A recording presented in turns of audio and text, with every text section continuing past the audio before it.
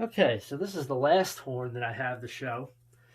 Now, this one is kind of a unique oddball of a horn. Um, this horn is essentially a Series 4 body tube, but it has Series 2. Well, the keywork function-wise is like a Series 2. There's no front F. Um, the pearl, you got the pearl button for the G sharp. There's no roller on your B flat. There's no guard that guards over from hitting the low B key. A lot of the stuff on here is like a Series 2, but the body tube is definitely like a Series 4. You've got the rocker style chromatic F sharp. There's the swivel in there. The palm keys are like a Series 4. You've got the separate key arm on the D, just like the Series 4. The soft curve on the A key arm, just like the Series 4. It's just missing the front F. And also the same thing with the side C. This key arm is straight. It doesn't bend up and over like the older models did. But it does have the teardrop for the octave button. It's not the pearl like the later ones. And of course the palm keys are the earlier design. They have the ones that jump over. And strangely enough with this horn, these don't really line up all that well.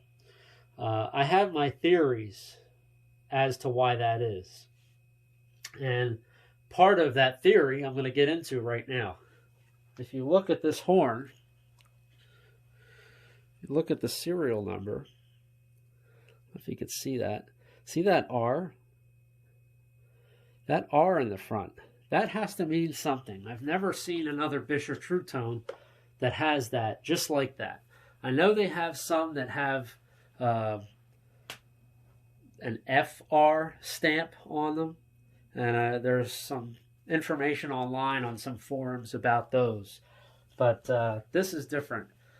And my theory is I believe that this may be some kind of prototype model transitioning from the earlier Series 2 horns to the newer style Series 4s. Because aside from the fact that it's missing a front F, it has the older style left pinky keys, older style palm keys. Well, really, that's kind of it. Everything else is just like the Series 4. Bottom stack's just like it. Top stack without the front F. That's just like a Series 4. Side keys, chromatic F sharp. Even the thumb rest is the same. It's that thinner, flatter thumb rest with a larger radius. So it's really just a unique horn. When I purchased the horn, it was in really poor condition. The neck was pulled down pretty bad. The bow here had some big dents in it. And it looked like somebody had taken like steel wool or something very abrasive and tried to clean the horn, and they scratched the whole surface of it. And I did my best to I used a Dremel with a buffing wheel attached to it, and I tried to just polish the engraving parts only and tried to bring them back.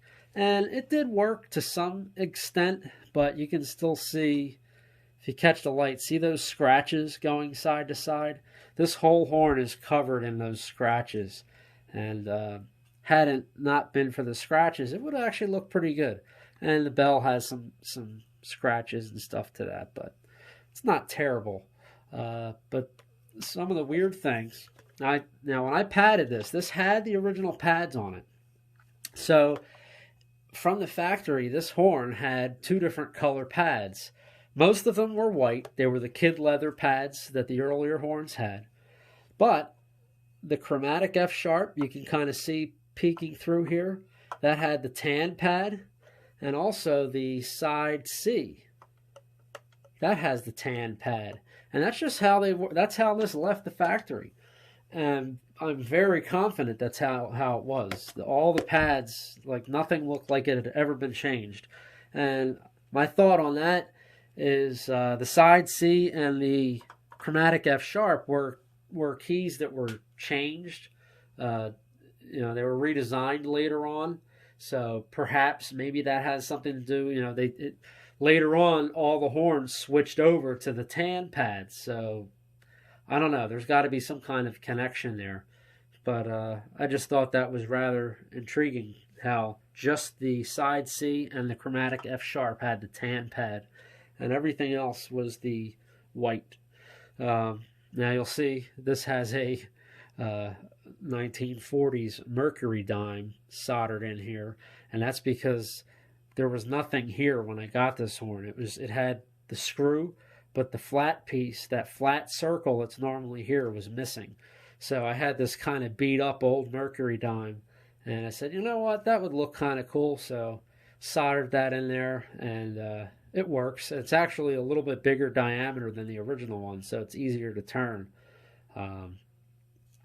But yeah, so I would love to learn more about maybe why this horn, why this exists, the whole story behind the R on the serial number. I mean, I definitely, to me, in my head, it makes sense to be some form of prototype because it still has the key work by design is still what they had at that time period in 1924. You know, they did not have a front F on there normally, and they didn't have the roller G sharp. But when you look at the rest of the horn body, that's not like the older ones. The engraving has the USA. That's a Series 4 engraving. So it's just a real neat piece of history, and definitely is a mystery in some ways. It's like some things I can piece together and kind of have an idea of why it was done that way. And then there's some things on this that just kind of baffle me. I don't know what the idea or what the history is of it. But anyway, I hope that this video, for anybody that's still watching, that is really cool. Then you must be very passionate about Buescher C melodies, because this is definitely a very drawn out video. But I thought it was really cool to share some of this stuff and put some of this information out there. And hope you all enjoy it. Thanks for watching.